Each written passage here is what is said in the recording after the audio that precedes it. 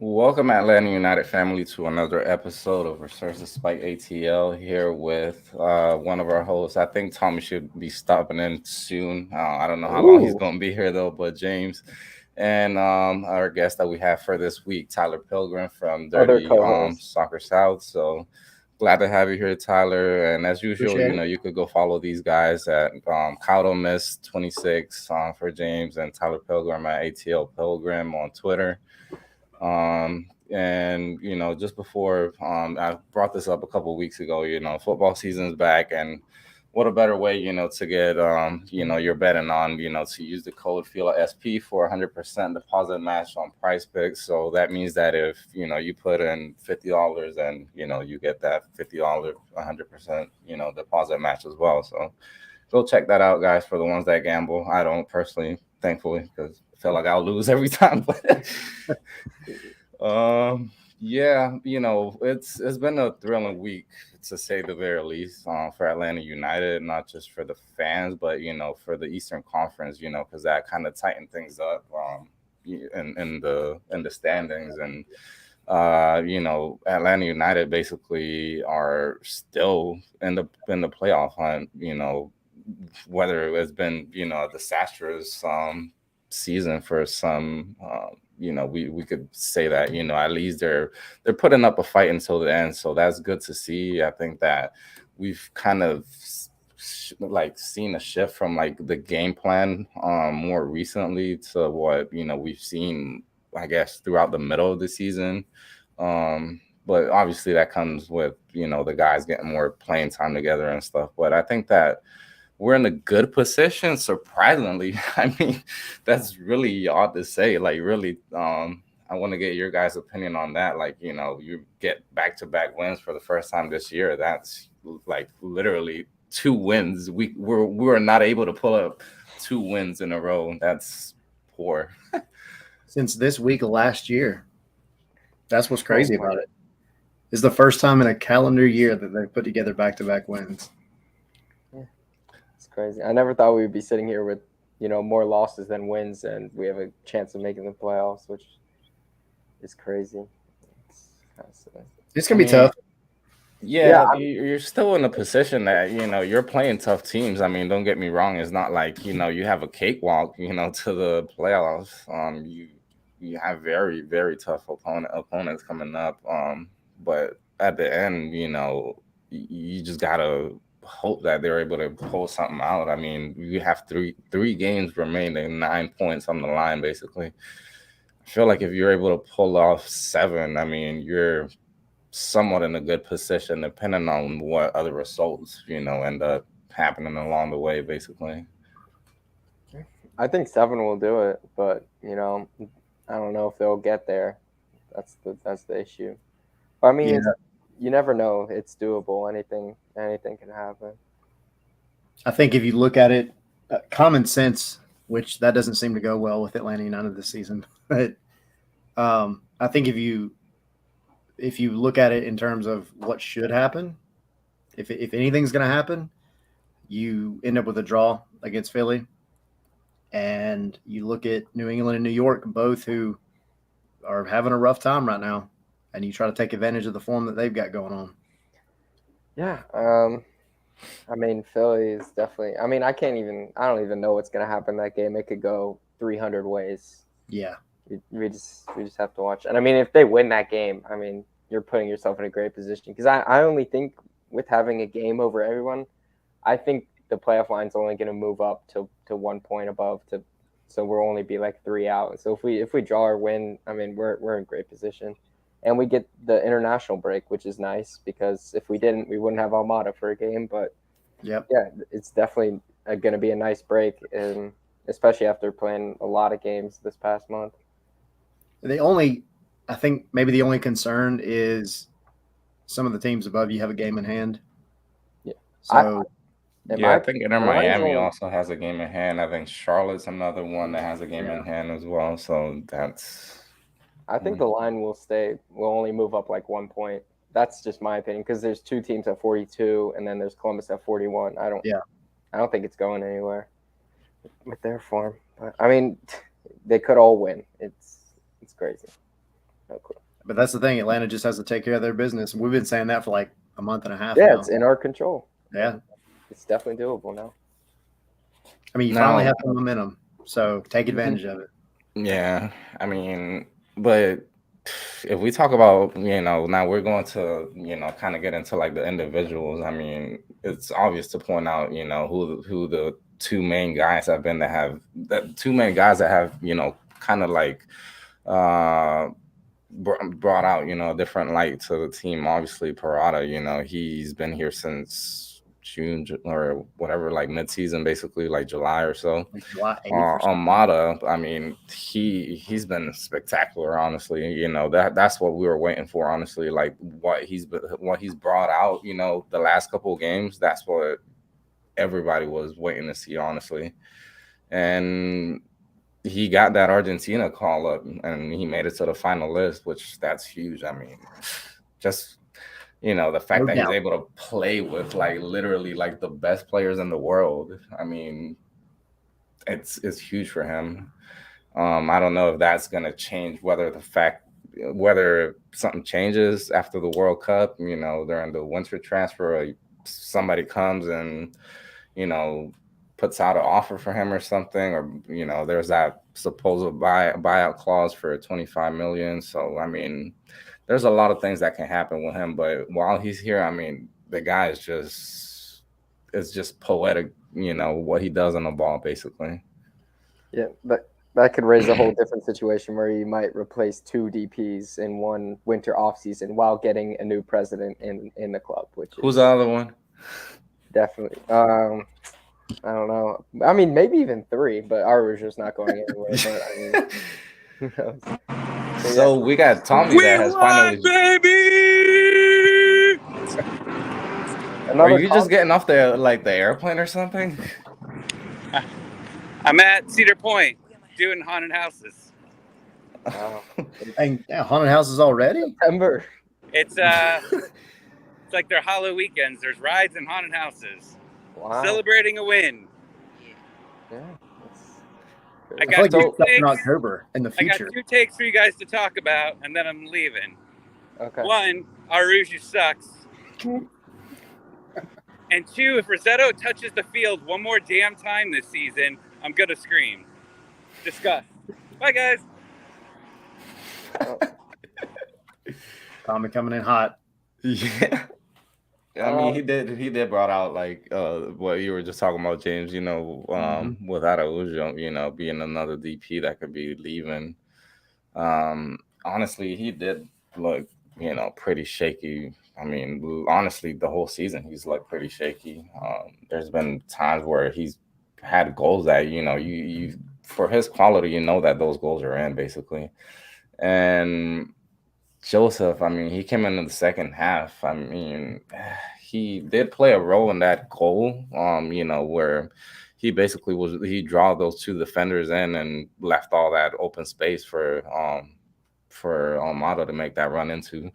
And I mean, that's good, man. Don't get me wrong, but there was times where the ball was getting crossed into the area, and literally he was standing back. Like I was actually like just putting my eyes on him, and he was just right on the edge of the box, like kind of just waiting for a rebound or something. Like that's what you have guys like Sosa for, Sadich for. You're supposed to have the guys that are playing up top, your wingers, or even a couple of times, your center mids into the box when you're making those types of plays. But I don't know, Joseph's just, I don't want to say scared of like making contact anymore, but I mean that's what it kind of looks like to me, like in a certain way that he just doesn't have that killer mentality where he's just gonna put his body on the line anymore.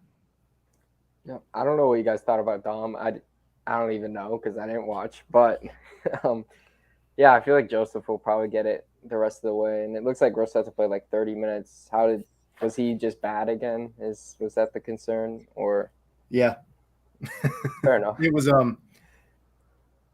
don't know, the moment he came on. And granted, you got to give him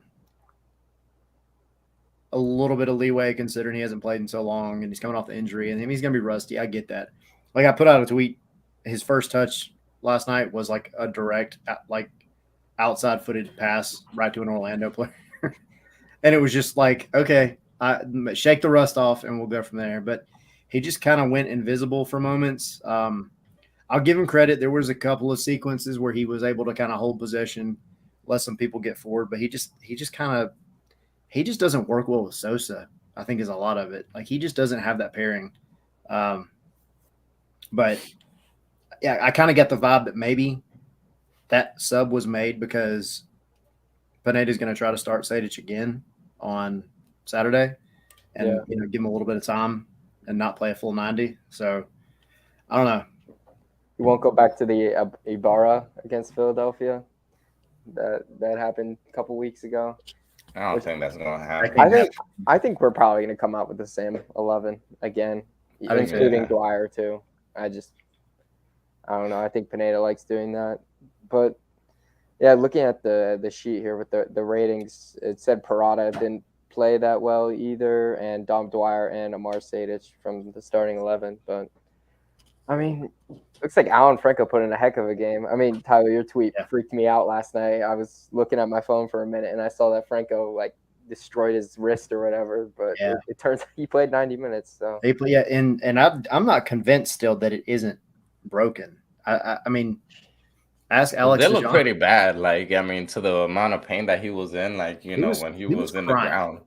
Like he was actually crying on the ground. And when they panned over and you could see him lift his wrist up, this part of his wrist was like bulging out here. It looked like it was broken. And he still balled out. He still played. They went in at halftime. They wrapped it up before, and then they went in at halftime and he came out one of those soft casts on. Yeah. So I got to give him credit, man. We always talk about him and everything. We always made the jokes earlier this season about he just seems to play better when he's angry. And I don't know. I mean, he had a game last night. I'll give him credit for it. Yeah, I mean, we haven't seen a report yet, so I'm sure he's good. It'll be tomorrow. They're training at the bins tomorrow in the morning, and I won't be there, unfortunately, but I'm sure it's going to get asked. Real quick, what is the Benz training? What's that for, you think? I think if I had to guess, I would imagine they are probably going to work on certain like specific set piece stuff. Very, based on how Philly plays. And I think they're just trying to get, because they train every day. They train on grass. They don't train on the artificial turf, even though it's there at the training ground. I just think Pineda's got something specific in mind that he's wanting to use the bins for. And so that's why they're going to take advantage of it. All right.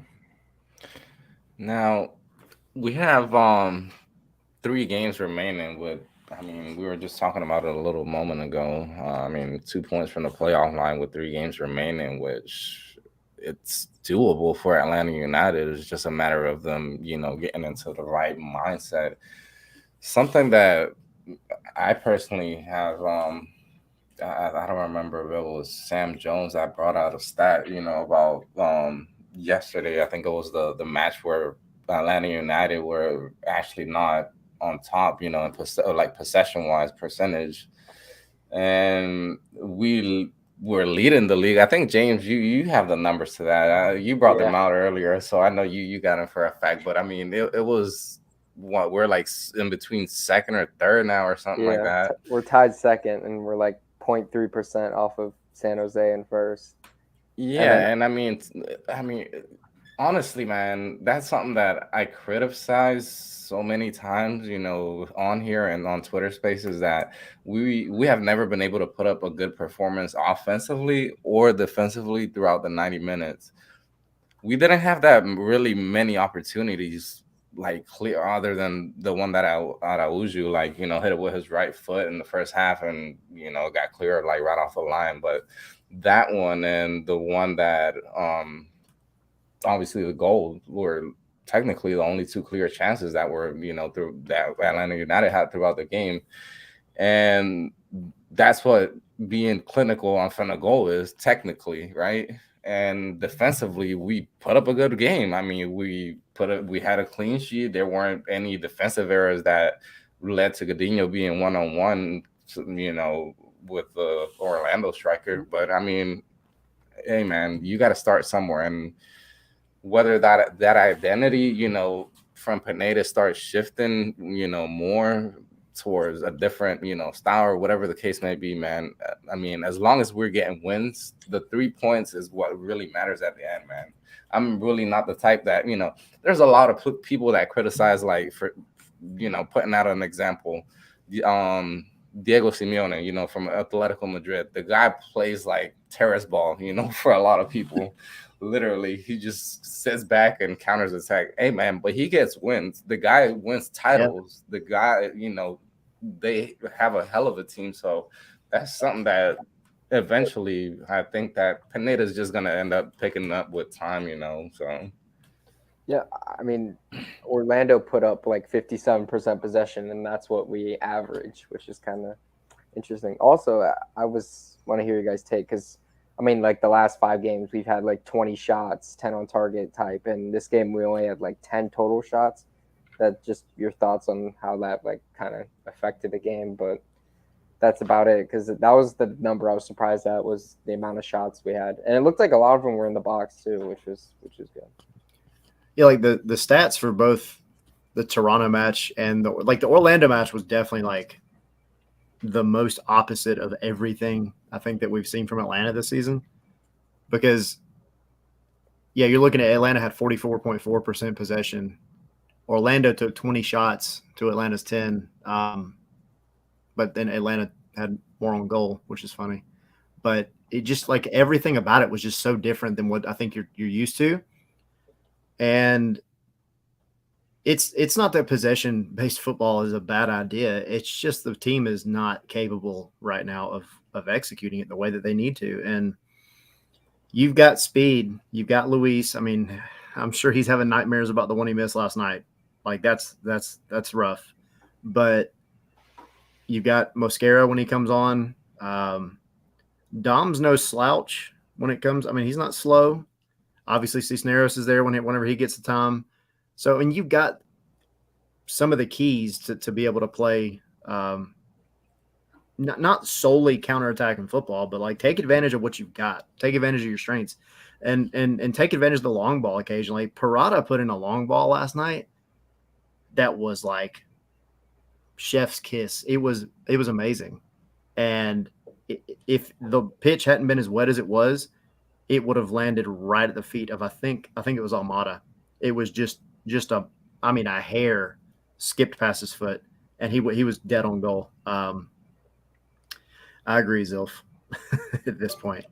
But yeah, I don't know. Tyler just wants the dinner. Tyler just wants the dinner. So bad, so bad. But no, it was interesting. I mean, you look at the defensive performance too. Atlanta had 26 clearances last night. Of course, like 24 of those probably came in the last 5 minutes. But that's just something you don't typically see. Like it all this is normally reversed, and Atlanta's just like, you know, they're putting in shots, but they just can't. They're not clinical enough to finish them. But they were getting into good positions. They were getting into good spaces.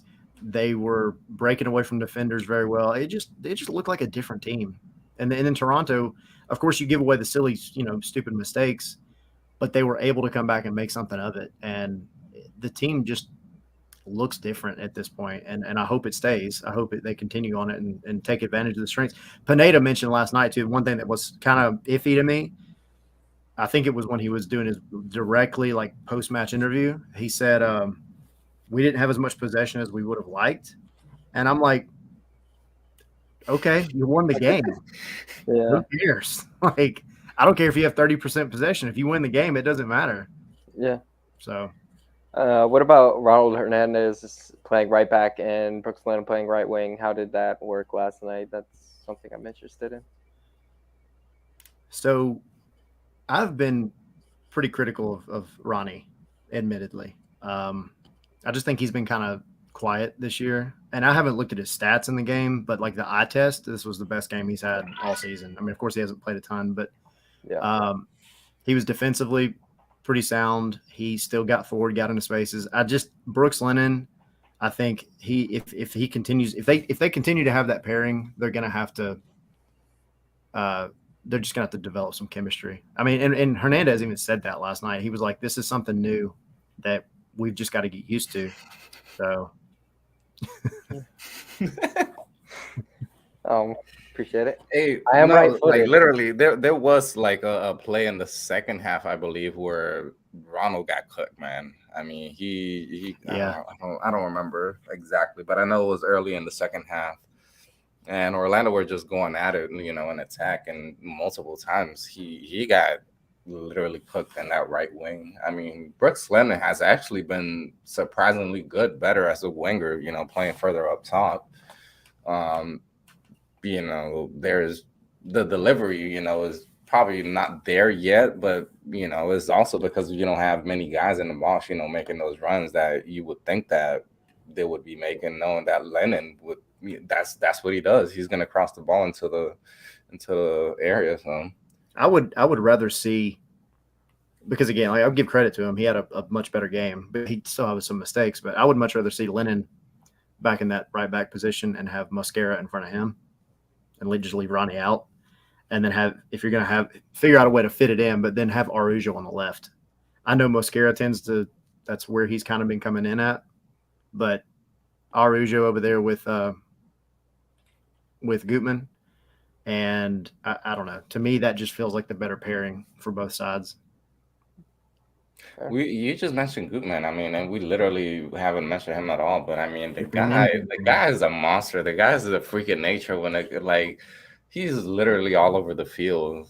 I mean, I don't even know how to describe the guy, man. Honestly, he's been so clutch for us since he came back. There's those couple games where he scored like 2-3 games in a row or whatever, and I don't remember if we won, but He almost I scored last night. I mean, that was a hell of an assist that you don't expect the defender to do that type of stuff. Literally, right striker at the same time. That literally, that's a play that you would expect, Armada to, pull off. Well, technically he did. He was involved in the play, but what I mean is those types of passes, or that IQ basically to know where the space is and everything. That's critical. That's so crucial for him. I thought it was funny because Almada, in the quotes after the match, he was even like, I don't even know how Gutman got over there. He wasn't expecting him to be there, but it was funny because I think it was mentioned that Almada, now that he's getting ready to go to Argentina, he was like, I've been thinking so much about, playing wall passes off of guys like Lionel Messi and some of these other guys. And our left center back did it last night. The dude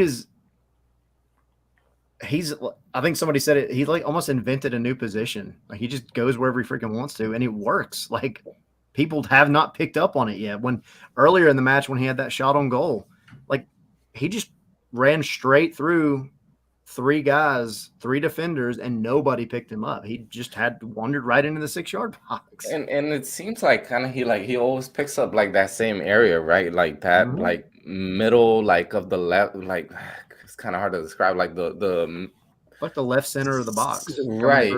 Like, he always just dribbles through that. It's not like he comes in like through, like right through the wing or something like that, or like right through the middle. It's just he's able to pick up like that perfect gap where he just makes the perfect runs.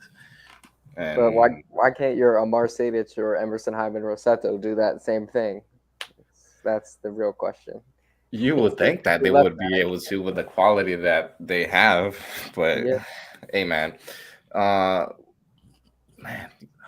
literally just lost my train of thought when like that last comment that you just said, because like I had it in my mind, but I literally forgot it.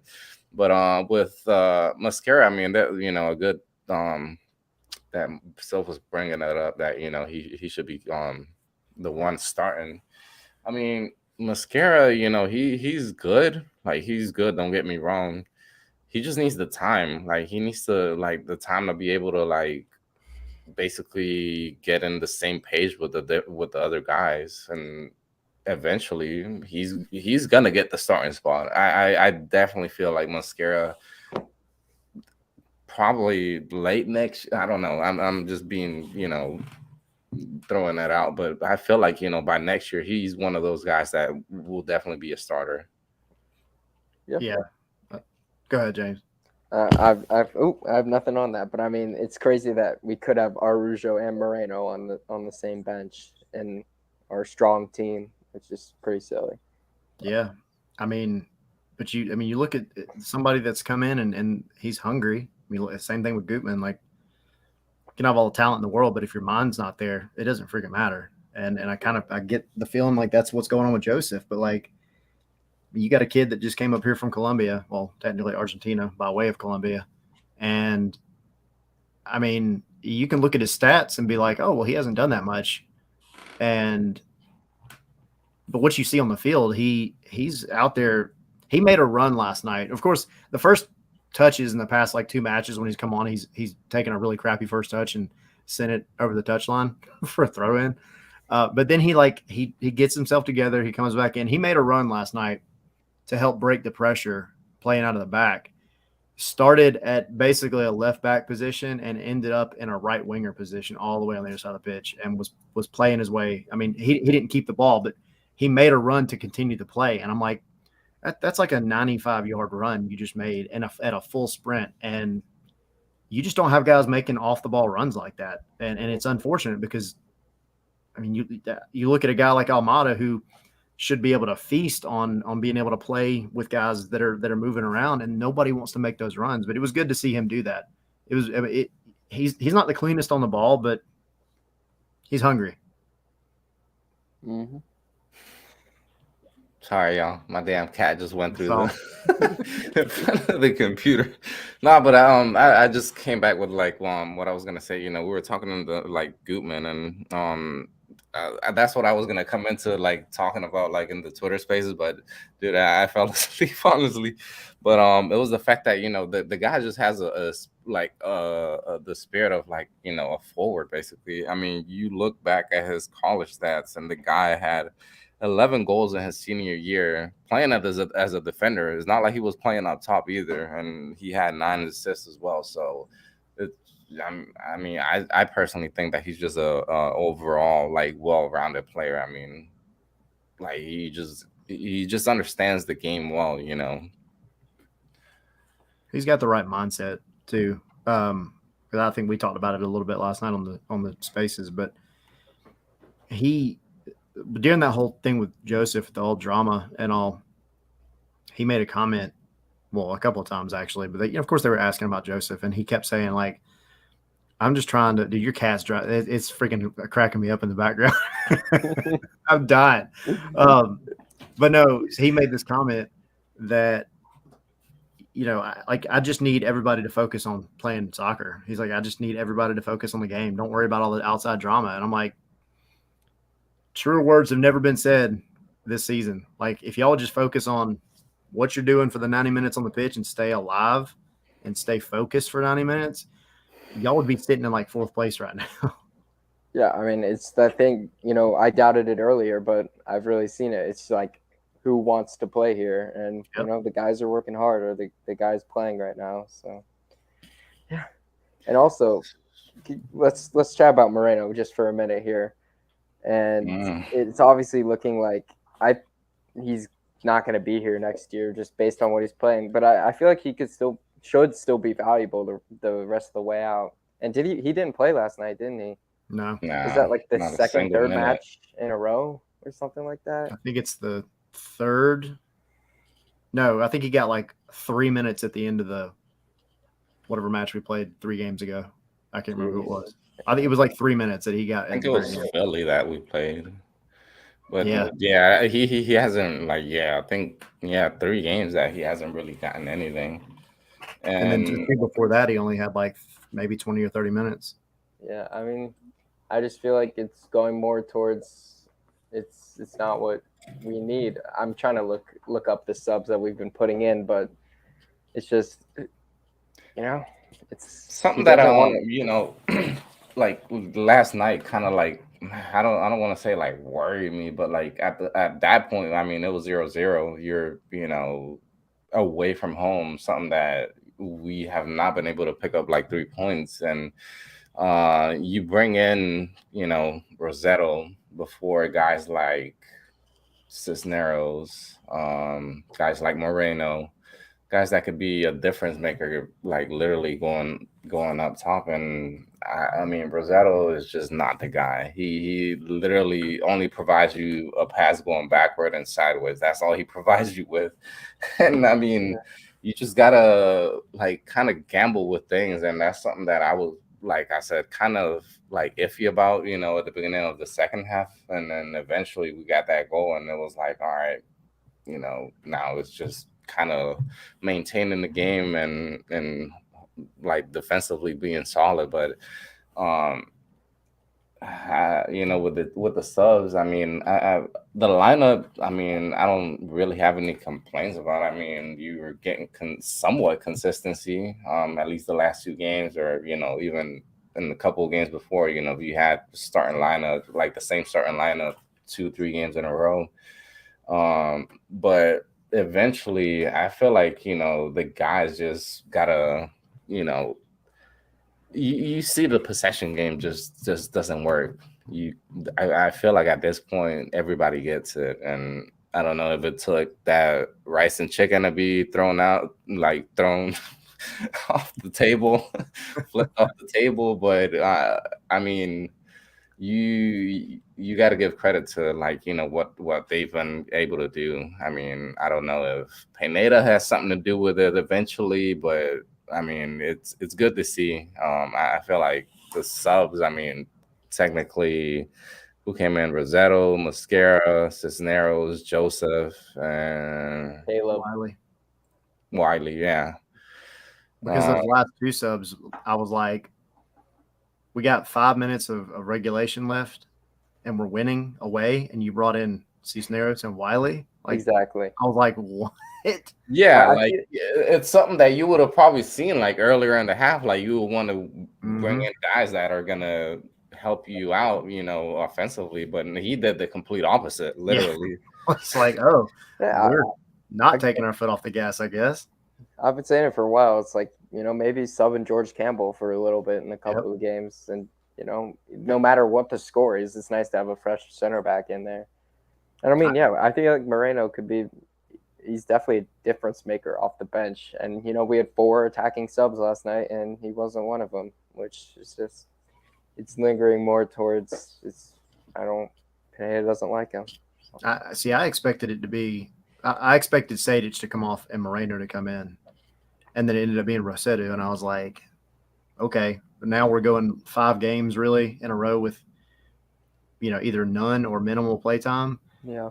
And because he was asked about it after the Toronto match, and his answer was essentially that it has nothing to do with anything necessarily other than he's just not the particular guy for the opponents that we're playing at the time. And if it's a purely tactical move, I guess I could kind of see it, except for the fact that you brought in Rossetto over him in a situation like that. And, maybe those rumors that we've heard about a month ago with Almendra, maybe there is some truth to it. I mean, I tried reaching out to the agent. Obviously, that's like a shot in the dark, but you're probably not going to hear anything until something actually happens. But maybe there's something more to it, and the front office and Pineda kind of knows that. And I don't know. He's never going to come out and say like, "Oh, I don't like the guy." I mean, that's just not Pineda. If anything, like everybody in Atlanta United is just like so secretive, like they live like a double life or something.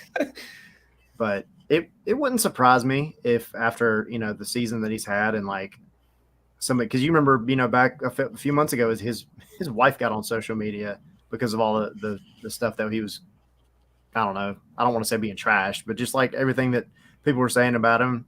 And he's always been like the super shy, quiet kind of guy that's like never going to come out and say anything. But maybe you just wonder if he's just not as happy in Atlanta anymore, and he does want to go back to Argentina.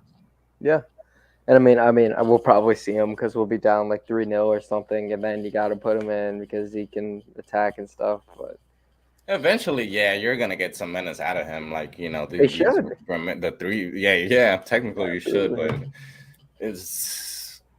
I don't know, man. That tactical BS that Pineda basically said. I mean, you kind of like just kind of speculated that no, the guy is just not fitting with the team. That in some, I mean, in other terms, like, you know, that's what everybody. I mean, personally, that's what I take it like. You know, he just doesn't fit in with like what. You know, he's just putting in the nicer words, basically. But you know, obviously Moreno is just so unpredictable with his runs, with his passing, and everything that you just don't know. Like the obviously the players don't know. Imagine the coach. I mean, he just obviously you're not gonna know what to get out of him. Yeah, I mean, we could just blow it up and go crazy and say, you know, Almada gets bought out this winter, and then boom, Moreno's in Almada's position, and you could kind of fluctuate what you want. Because I feel like, I mean, if Moreno, like, if we don't have Almada next year, Moreno's definitely, like, he should be the guy. Yeah. I feel like, because, you know, you have him on that kind of long-term deal a little bit. And I feel like it's definitely worth keeping him around, but not if you're just going to exile him on the bench every week. Well, I mean, for the amount of money you're paying him too, and I mean, y'all know, like Moreno's my boy, but like, it's one thing if the team is just not trending that way, and for whatever reason, that's just not what you want to do. Like, he's not fitting in with, you know, the way that the team is moving forward, like stylistically. But if like he's still got value, you know, obviously, and it may be very much that they just are kind of trending in the other direction, which is fine. But the dude came in and he served his purpose when he was here. I mean, he came in 2020 and he was like the only bright spot of that season. And then 2021, I mean, he still the second leading goal scorer on the season, still made something out of the season, carried the team on his back for the first half of the season by himself until, you know, everybody started getting healthy again. So this season, you know, I get it. You got another number 10 who's admittedly better at that position. But I mean, still value in him for sure. And yeah, like if Almada does get bought out, Atlanta doesn't have another number 10 besides him. All I gotta say, man, that boy right there, that's one talented boy right there, man. When'd you pick that up? Huh? When'd you pick that up? Is that a recent purchase? I think when we got trashed by Austin, I think I bought that kid, and like I actually was gonna have him sign it. But when I actually did, like, you know, got a chance to talk to him somewhat, and like I just told him to sign my hat, and I forgot about the shirt. Yeah, Yeah. opportunity. Yeah. Hopefully, man, hopefully I'll get that eventually signed by the end of the year. Yeah, that would be sick to frame up. That's Yeah. fine. I got my Almada one on, but I mean, we all got that green. I mean, this is my favorite. Man. This is my favorite kit, man. I love it. Yeah, I don't think I didn't get my hat signed by Moreno, but I have a couple pictures with him too. Same with Sosa. I don't have his signature or anything, but I got pictures with him as well. Marcelino Moreno is a good player when he's not on the wing, says Josh Simmons. That's a really good point, honestly, because I feel like he's just kind of his crosses are not good, honestly. He's not a winger. Yeah, he's a number 10, and we have freaking Thiago Almada. It's just a rough situation. Like if you're gonna put him anywhere else besides number 10, you just put him right behind Almada. That's it. Like that's the only other option. Yeah. Or you know, I mean, earlier this season, I think it had kind of been mentioned, like with Joseph acting the way he is and not really, you know, scoring the way he should. And then Cisneros kind of just going hot for like a game and then disappearing for 6. Stick him at the number 9. And I mean, because he's not fast. So, and you don't need him to be if that's the style that you're trying to play, where you're just going to play around, you know, move the ball around and possess the ball. You don't need a fast number. So I was like, hey, stick him up there and just see what he does. But that never happened. Yeah. But the wing is not his position. No. So now going into the net, or, you know, technically the last thing, you know, we have Philadelphia, I believe, at 3:30 this Saturday. Yep. Obviously that's a home game.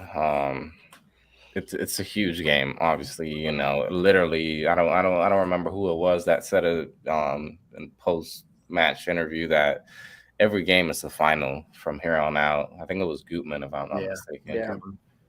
But that's how it's been literally since August hit. With you kind of thought that whenever we beat Seattle at home and everything was going to turn around, and you just didn't have that consistency throughout the month of August, and now we got back-to-back wins, and you see some kind of light, but it's all in you. Literally, you just got to put in the work as a team, and I'm starting to sound like Pineda just now, but like literally, literally, you just gotta, rely on each other and be able to make something good happen out of it.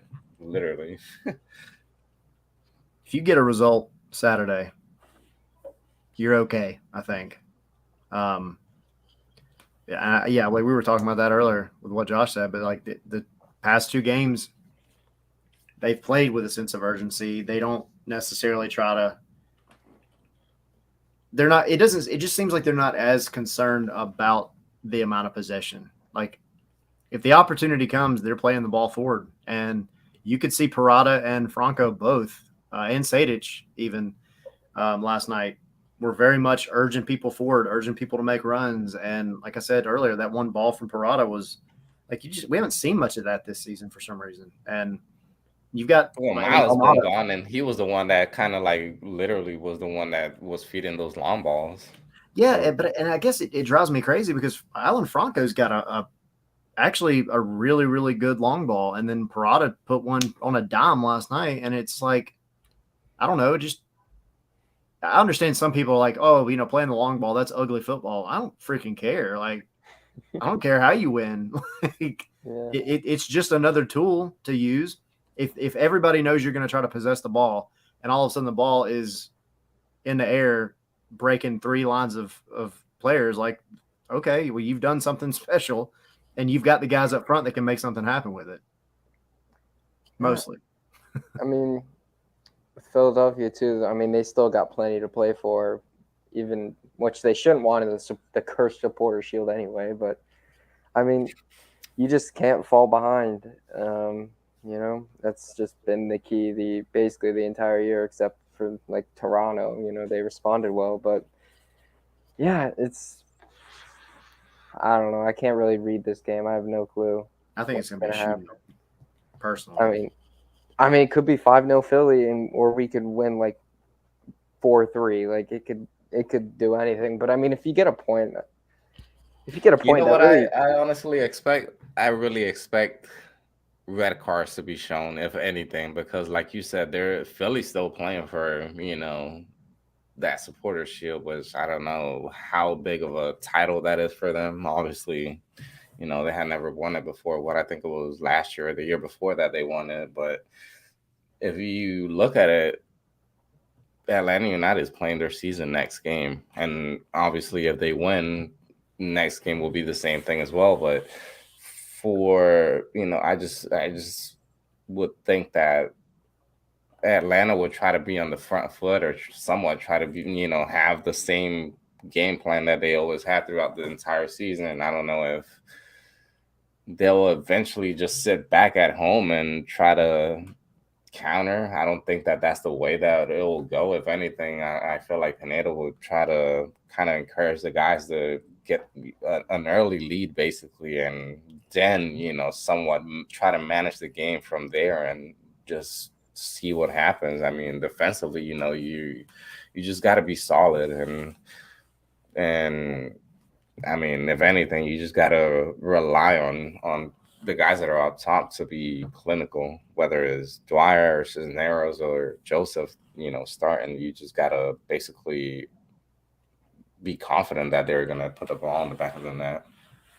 Yeah, and I mean, it's going to be rough because they have the Wagner at left back, and you might have to rely on Ronald Hernandez or Brooks Lennon to lock him down, which has been something that's been very difficult, as well as Jose Martinez has always been. I hate him from that CCL game last year, and there's a lot of key players you got to shut down. I mean, they're all fantastic players on their own, but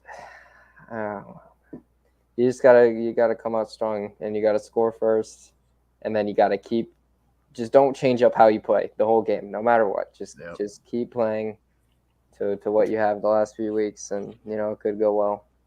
I think it's going to get stretched out personally, because if you look back at the last Philly match, Atlanta did play a pretty good first half actually. Yeah, but it was obviously it's very possession based, which is fine. Again, we went into halftime. I think you almost went into halftime even. So close. But when they started making the subs, when the subs started coming in like the 60th minute, all the possession fell apart and they looked sloppy.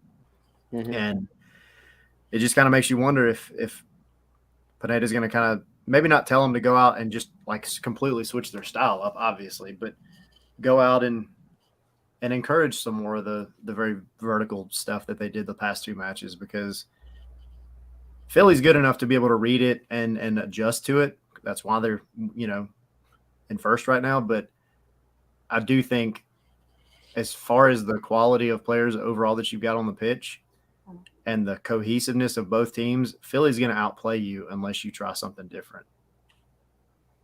Yeah. I mean, they haven't dropped a game since 17th of August, which will be a month from the date. They've won every single game and by sizable margins. Yeah. And I mean, this is where we talk about, just Pineda being like gambling, with the probably not with the starting lineup. I mean, you obviously want to keep the same consistency, but like with the subs. And I mean, we talk about it again. You would think that whenever you're down or in a draw game, you would want to bring people that are going to bring you something going forward. But I think that it's really going to be more of the physical battle when it comes to like this game than anything. I don't think that, I just see red cards, honestly. I don't know why I see Tom Dwyer getting a red card. I will love it. I mean, it is what it is. He's going to be pissed after last night too, because he admittedly got manhandled last night. I mean, his stats don't necessarily show that he didn't win many duels. I mean, they're not great, but he was getting pushed, shoved, never was winning aerial duel. I mean, it was rough. And so he's going to come out hot. I'm sure. I mean, Philly have gotten caught out twice away from home though. That's at least something you can bring into it. But Cincinnati and Dallas, but I just don't know. Well, and it's on national TV, isn't it? I mean, technically, yeah. If it's at 3:30, I'm sure. Oh, is it on Twitter? It's probably on Twitter, isn't it? Yeah. Yeah, it's on. I know the Spanish, radio, the channels are showing it. Josh Simmons says the new Atlanta United admin has been fired, though. He has been. That man's on the killing streak. He's like 25-0 right now, going for the nuke. Well, he already got past the nuke. Yep, man, he's on a close streak. The Twister and Telemundo. There we go. We haven't beat them since 2019. I mean, we have the predictions, for Philly. What do you guys think that, we get out of this game? Like, just realistically, possibilities. What do you think that we get out of this game? I say this is the game that we draw, honestly. I say this is the game that it's either we put out a good performance and we get something out of it, or either we get blown out and this is it. That's the way that I see it. And I think that is a 1-1. I don't think that is going to be nothing crazy, nothing like where we're going to have many chances on goal. That's just what I think. Yeah. I'm going to go with the opposite. This is what I said last night, but I think it's going to be a shootout. And I think it's going to be like 4-3. Atlanta. Whoa. Uh-huh. I mean, it could happen.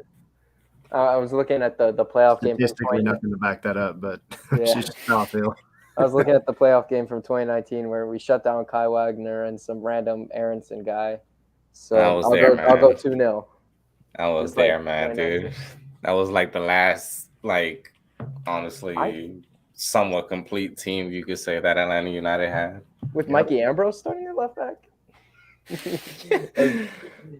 I mean, that team on paper, that team doesn't look great, but they were fantastic. Yeah.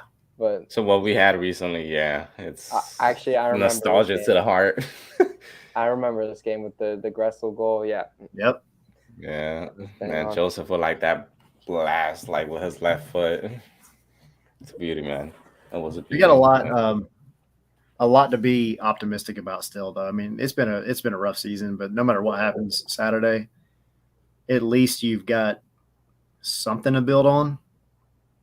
As long as it's Pineda's like idea going forward, maybe I know it's slim chances, but maybe you look at this team the same way next year and you go, oh, they don't look that great on paper, but they finally figure out how to play together. Yeah.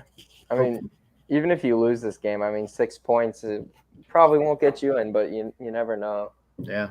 I mean, we could win. It's basically a flip of a coin. You can't call an MLS game. That's the issue. Yeah. And there's too many wild cards with this one. That's the thing. I mean, obviously you're at home, so you have that benefit. There's something about winning 2 in a row that can give you some motivation. I mean, I see what Josh is saying. Like, yeah, tough. But we won 2 in a row. We beat the roadblock. We beat the first one. We beat the away only Gotta one. Start somewhere. Win. Yeah, we beat the no away wins. Win one more. It's called a winning streak, baby. I mean, yeah. There's really like a lot that Atlanta United can still take away from this season, whether we make the playoffs or not. I mean, there's still literally every obstacle that you could have possibly had this season was thrown at you, whether it was injuries, whether it was mostly injuries, honestly, if anything. I mean, I don't think that there was anything that, you know, we could really argue that was the most like, you know, like the most obvious point that, you know, like why Atlanta United didn't have that consistency that you would thought that they would have this season, basically. And eventually, I mean, with a full squad, you would think, I mean, I know I was one of those that, you know, after that 3-1 win against Kansas City, the home opener, I was like, yep, we're winning MLS Cup. This is it. And then it all came crashing down like a couple games after, when you start like having guys like getting, you know, season-ending injuries basically every game. And I just personally hope that's my big that's actually going to be my Christmas wish for this year. I hope that Atlanta United stays freaking injury, you know, free next year. Like, I don't think that any team in MLS has had anything, you know, close to what Atlanta United had this year. It's crazy. 20 different players that have missed time because of injury. That's like almost your entire team. Yeah, that's ridiculous. Like, seriously, you have guys from, you know, well, mostly starters, but then you also have guys from the twos getting injured. You have, you know, your bench, like, it's just all around. I mean, is there one player from the beginning of the year that hasn't missed time, including like Almada's red card suspension too? I mean, I don't see anybody that's like he's been here all year besides like Parada and the guys that came halfway through. Alan Franco, maybe. Yeah, that's true. Maybe, because I know he's the team leader in minutes. I think he still is. I know Moreno was second up until like 2 or 3 games ago. It's true. Yeah. But I don't know that Alan Franco's been out. I can't remember. But that'd be the only one. It's crazy. Josh has a good comment here. Sad we won't see the Valley Sports crew again. Yeah, dude. Mo and Jillian and Kevin, man, they've been like seriously amazing. We actually had Jillian on here a couple months ago, if I'm not mistaken, or like I think early August or something. And I mean, she told us that she literally had no idea what was going to happen, you know, to the guys that were working, you know, for the local broadcasters and everything. And I mean, eventually, man, we hope to see them obviously continue to do what they're doing. I mean, that's why they're there, because they do a hell of a fucking job, honestly. Yeah, they it's one of those things. It's almost like losing a family member, kind of. You just get so used to hearing them on TV all the time, and then thankfully, you still have Mike and Jason that you could sync up with that whole Apple thing next year. But I'm holding out hope that maybe. I mean, they've got to get local broadcasters from somewhere. I'm hoping that they would just go with what they've had and just work it in with Apple. I don't know. I think it would be not only hard, but kind of stupid to take, especially some of these older clubs that have had guys covering the team for like years, to just rip them out and try to throw in a bunch. Like, you have, 26 teams, 28, whatever. Like, to try to find a whole bunch of new people to fill in. And I don't know. That just doesn't seem feasible or smart. Especially when they're trying to play them at the same time, too. Yeah. Yeah, and like you say, Tyler, I mean, there's guys that one of the guys that I've been following, Marcelo Balboa. I mean, he used to play for the Colorado Rapids U.S. men's national team as well, and he's a broadcaster for the Rapids as well. Yeah. And I follow him on Twitter, and I mean, he said that he'd been following, broadcasting for them for like 12 years, and it's the same thing. I mean, it's dumb, like. Why not pick them up? I mean, if anything, Apple will be stupid enough not to just hire these guys that everybody's already accustomed to. So, yeah. Well, I'm excited for Apple, nonetheless. I mean, for sure. I've dropped Bally. Yeah. I'm done. Yeah, it's great. I don't know. Well, you guys are, in Atlanta, so obviously you don't have the stupid blackout, with ESPN Plus, but it's been curious to me because actually after that whole Apple TV deal got announced, I think July, August, something like that. And whenever it got announced, like a few games afterwards, there was literally no blackouts anymore. And I'm like, why? Like, why do it now, motherfuckers? Like, seriously, if anything, I mean, that's the only reason why I was paying for ESPN Plus is because I was like, oh, I'm gonna watch MLS, I'm gonna watch La Liga, Bundesliga, and all this. But when you have all these blackouts, and honestly, man, that's the only thing that I'm looking forward to from Apple TV. The fact that I don't have to sit here and look, on YouTube for some bootleg stream or something. I gotta freaking do all kinds of crazy stuff to watch these matches sometimes. And yeah, I mean, insane. You gotta pay for a VPN or some BS like that as well. Every away match since the Chicago one was the first one I've been allegedly watching on YouTube, so it's tough. But yeah, I'm excited for it to be done. I'm happy. I mean, I'm happy too for the other content that they'll have. Like, they're gonna have that like whip around show and money. Oh, that's also. Oh yeah. And you've got all kinds of other stuff too. Like, it'll be nice to see some more like the documentary type stuff for different clubs, and there's gonna be like a lot of good content. It'll be worth it for sure. But the biggest thing is like the freaking blackouts. I'm so tired of the blackouts. Drive me crazy. Drive me freaking crazy, man. Jumping through hoops to try to watch this team. Exactly. Speaking of the well, you were just mentioning, Tyler, like dude, I just forgot. Behind the scenes. No, man. Well, he was mentioning with the blackouts and everything. Damn, dude, but I forgot what I was going to say. With Apple not doing it, or no, with like hoops.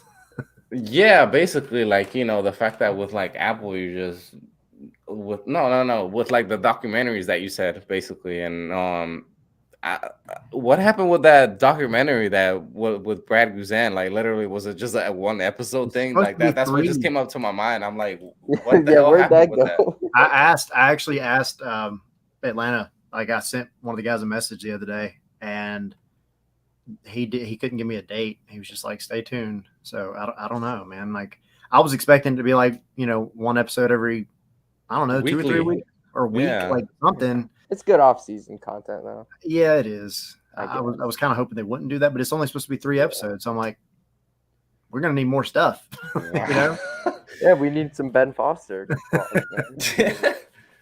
Yeah, hey, you have like more in-depth detail, with the Ben Foster news, regarding his retirement and everything.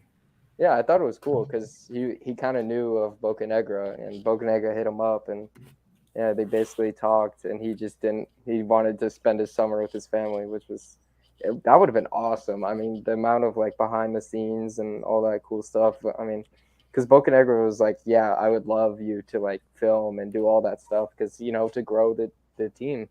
And Ben was, he's basically talking about how we're like the biggest club in America, something like that, which was nice. But yeah, he turned it down, and he also said noteworthy that Bocanegra's like, we want you to be here, but we don't really have money to pay you anymore because of cap.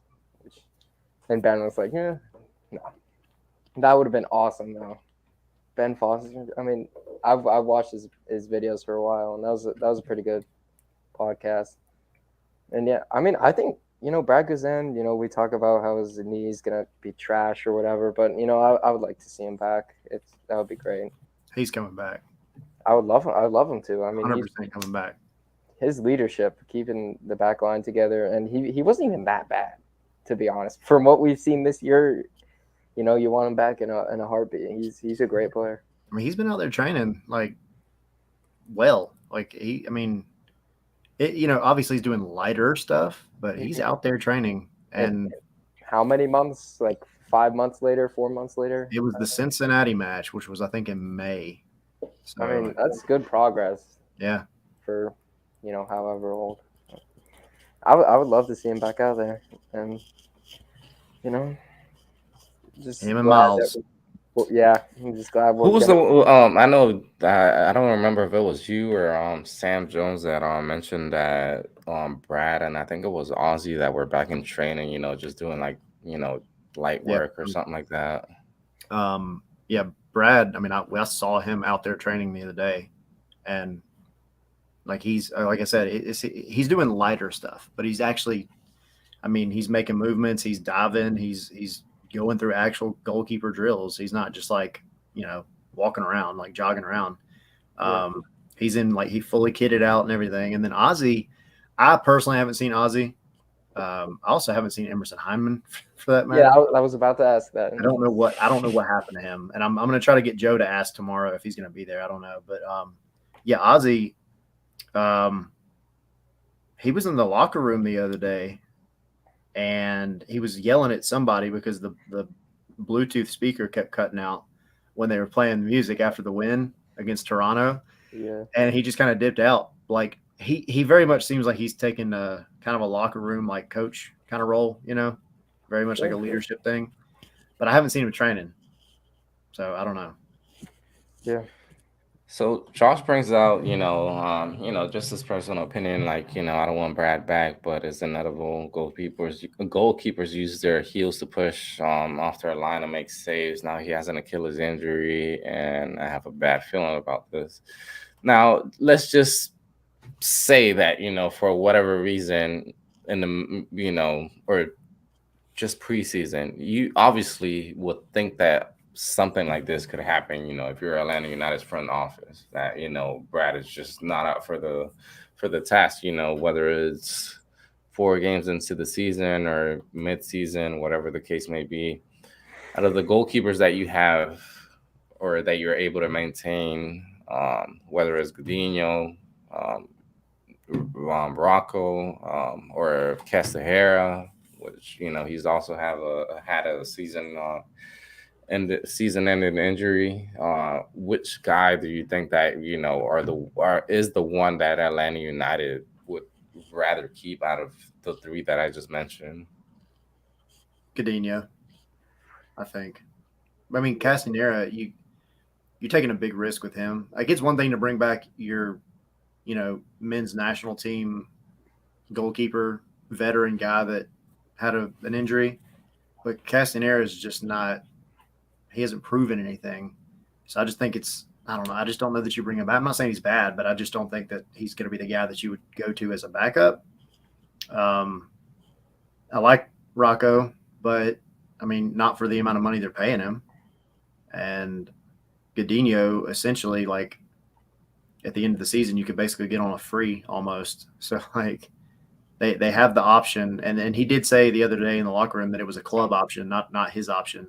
So it's going to be up to the club to pick him up. But, I mean, it's out of those 3, that's who I would pick. Yeah, I agree. He's got the experience too. Yeah. That's it. We'll leave it at that. Yeah.